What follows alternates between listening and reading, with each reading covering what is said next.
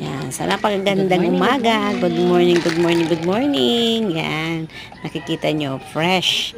Fresh na fresh yan ang aking mais.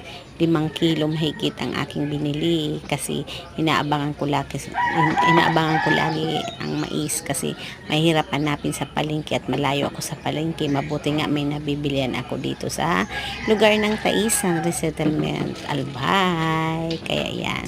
At maaga ako nagtinda ng mais para yung dumadaan ng mga bata. Patok sila sa 5 piso, 10 piso. Kaya busog na kanilang tiyan bago man sila pumasok. At higit sa lahat, nagdagdag ako ng mga recipe, siopaw, at pansit, sinangag. Diba? Sulit, hindi kayo mahirapan.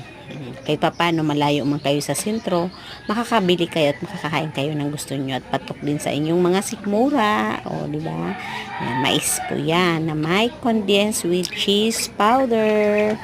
Kaya, sa mga bata dyan na mahilig mag-sweet corn, mas masustansya ito kasi bagong ani itong mais. Kaya sa mga bata na nag-aabang lagi na dumadaan dyan, daan kayo sa akin at try nyo na ang mais ay sustansyang pagkain.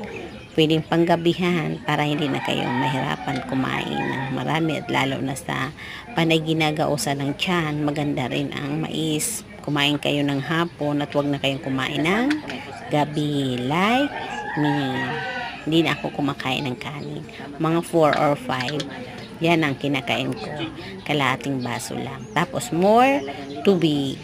Kaya try nyo na. Abang-abang lagi sa aking mga ilalabas na patok sa ngayon na summer.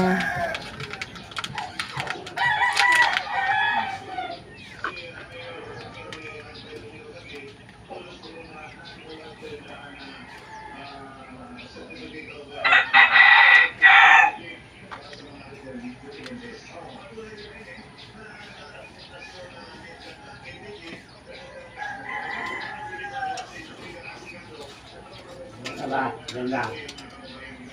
Doon, lili na sa baba. Lili na doon, sa baba. Lili. Lili na, doon sa baba. Lili, lili. Lili, lili.